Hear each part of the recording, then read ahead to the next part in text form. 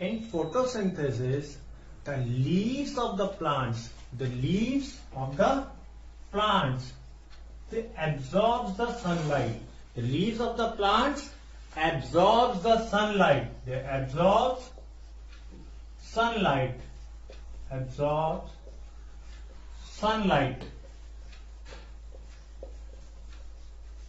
And store it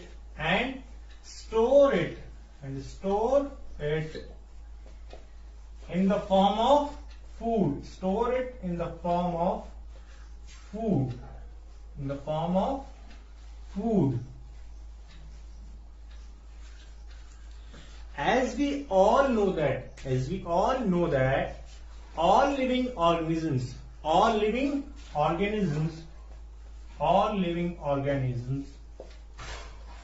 depend on plants.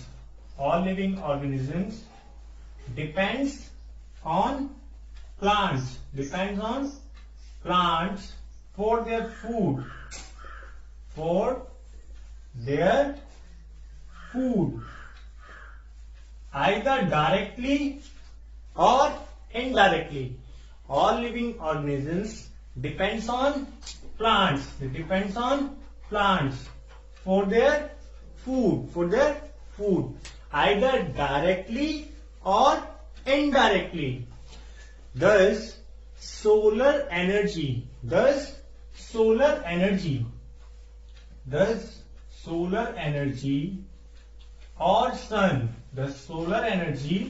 or sun is the main source of energy. It is the main source of energy for all living organisms. It is the main source of energy for all living organisms. Just like buildings are made up of bricks, similarly all living organisms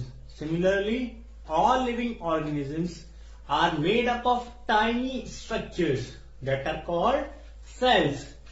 All living organisms are made up of tiny structures. All living organisms are made up of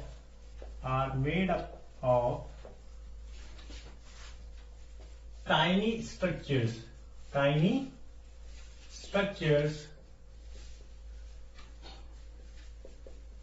called cell. These cells are very small in size. They are very small in size.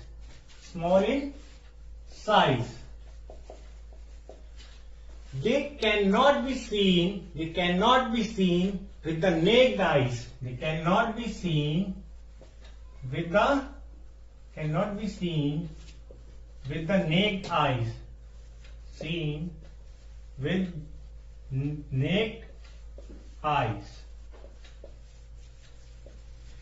They can be seen only with the microscope.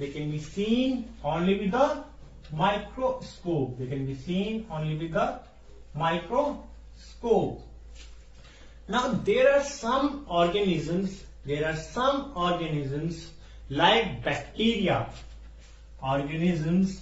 like bacteria.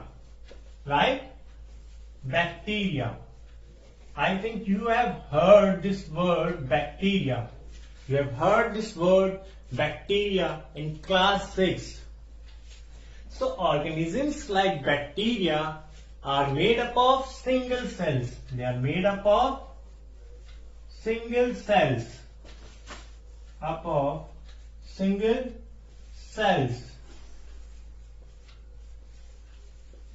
And they are called single cell organisms or unicellular organisms. They are called single celled organisms.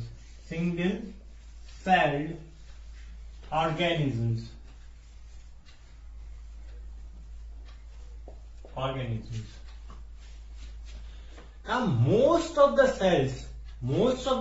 cells have a nucleus located at the center. Most of the cells have a nucleus. Most of the cells have a nucleus. And this nucleus is located at the center of the cell, and it controls the activities of the cell. It controls the activities of the cells. Controls the activities of the cells. Activities of the cells. And every cell has an outer boundary. Every cell has an outer boundary which is called cell membrane. That outer boundary is called cell membrane. It is called cell membrane. And the center of the cell, that is called nucleus. The nucleus is surrounded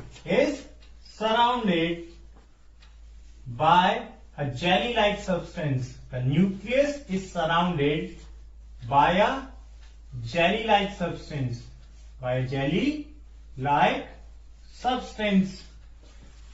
Which is called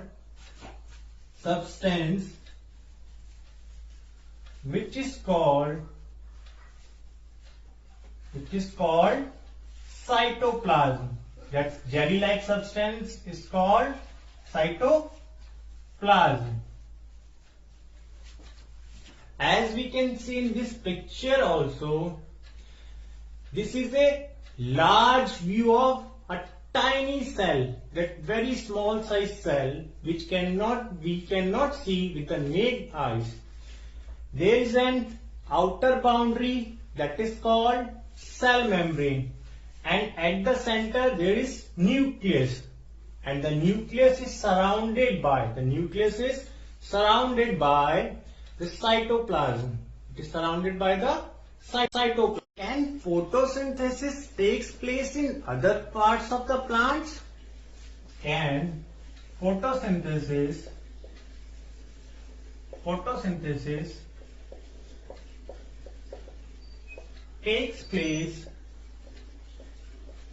take place in other parts of plants?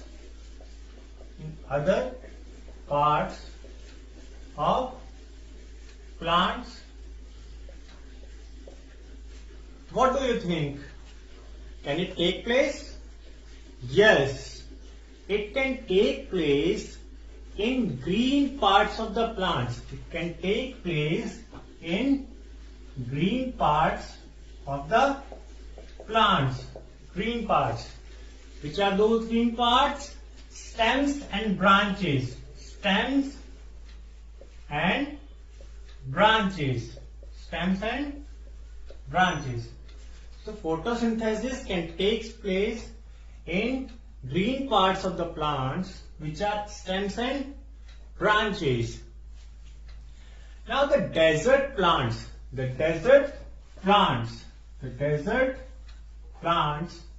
like cactus. The desert plants like cactus. They have spines. I think all of you have seen the spines on cactus. Seen? Yes. So these spines are modified leaves. They are modified leaves. And these spines reduces the loss of water. These spines reduces the loss of water from leaves. Loss of water from leaves in the form of water vapor. These spines reduces the loss of water from leaves in the form of water vapor. That is called transpiration. The loss of water from leaves in the form of water vapor is called transpiration. So these spines which are present on the cactus, they helps in reducing the loss of water. And the cactus are having green stems. The cactus are having green stems. Yes, they are having green stems. Green stems. And the photosynthesis in the cactus takes place in their green stems. It takes place in their green stems. So the other green parts of the plants can also produce food. Why is the photosynthesis important? Why is photosynthesis important? Photosynthesis important.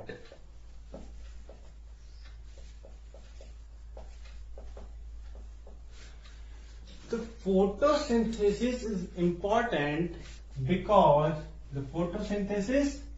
is important because there will be no food.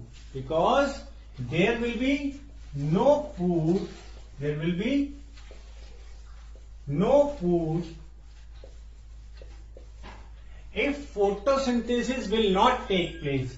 If photosynthesis will not take place. Photosynthesis will not take place. Will not take place. Another reason is the plants produces oxygen. The plants produce oxygen during photosynthesis. Plants produce oxygen during photosynthesis. During photosynthesis. And the oxygen is essential for all living organisms. Oxygen is essential for all living organisms. For all living organisms.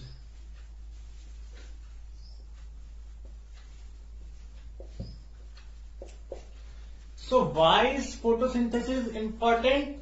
Because there will be no food. There will be no food if photosynthesis will not take place. If photosynthesis will not take place, there will be no food, because all the living organisms depend on plants for their food, directly or indirectly. And all living organisms need oxygen. All living organisms need oxygen, which is produced during the photosynthesis. Now we know that plants absorb carbon dioxide and water. The plants use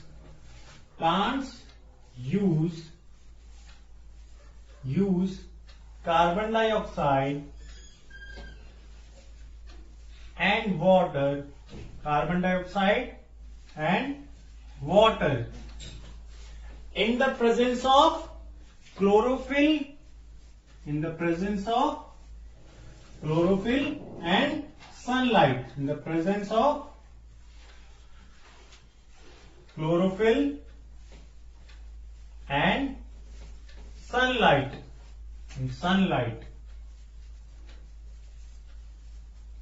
To produce food.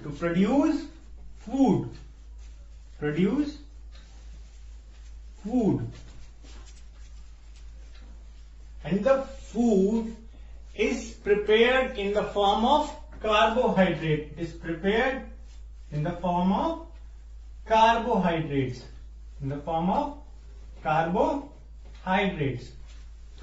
And these carbohydrates are converted into starch.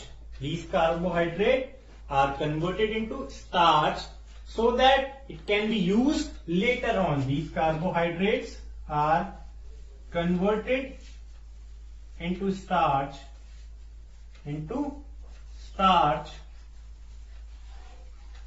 for later use. Now the process of photosynthesis can be represented as, we can represent the photosynthesis or the process of photosynthesis as carbon dioxide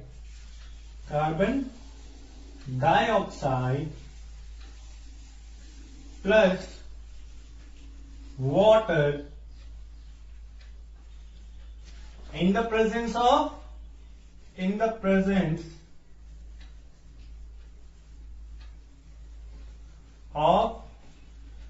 chlorophyll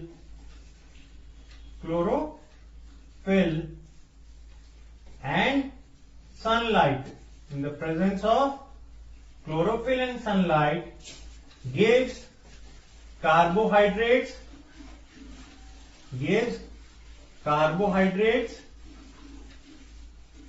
plus oxygen. So this is the process of photosynthesis.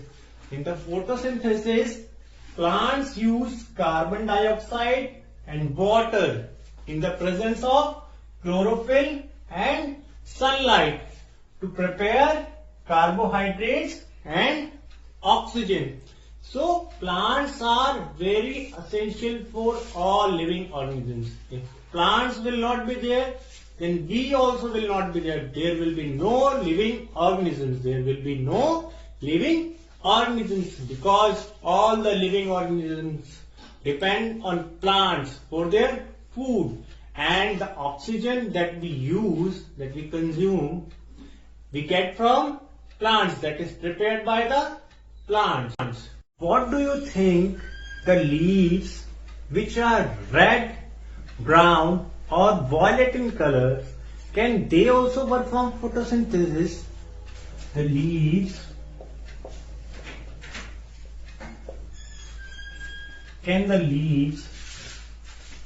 which are red, brown or violet in color,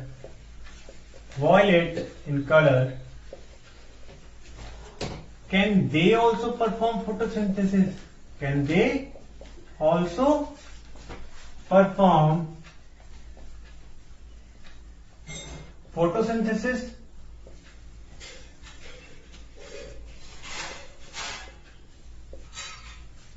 Yes, they can also perform photosynthesis. Yes, they can also perform photosynthesis. Yes, they can. They can perform photosynthesis. Why? Because they are also having chlorophyll. They also contains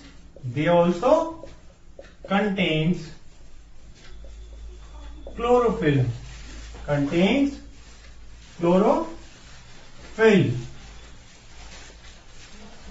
And they are having different colors. Because the other color pigments,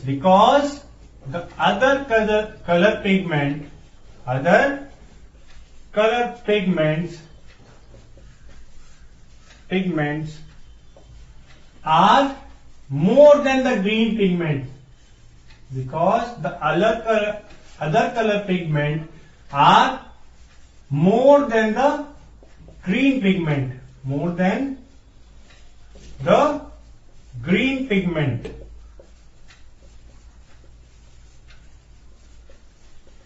And what is the name of this green pigment? This is called chlorophyll. That green pigment is chlorophyll. The leaves are green in color. Most of the leaves are green in color due to this pigment that is called chlorophyll. So the other leaves which are having red, brown or violet color, they can also perform photosynthesis. How? Because they also contains chlorophyll. Because they also contains chlorophyll. And the leaves should have chlorophyll. Leaves should have chlorophyll to perform photosynthesis. And it can get carbon dioxide from the atmosphere. And water can be absorbed from the soil. And the sunlight is available. So, these leaves can also perform photosynthesis. They are of different colors. Why? Because the other color pigments are more than the green pigment, that is chlorophyll. Achha, have you seen the green patches? Have you seen green patches on ponds? Green patches on the surface of ponds,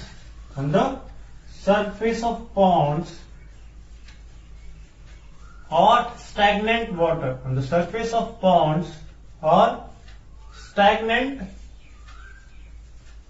water. Those green patches on the surface of ponds or stagnant water are of organisms which are called algae. Those organisms are called algae. The green patches that are found on the surface of ponds or stagnant water, they are of organisms that are called algae. And they are green in color. Because of chlorophyll. Green in color because of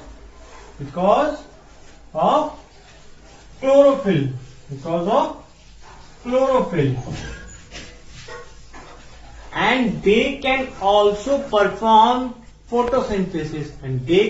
also perform photosynthesis. Students, that's all for today.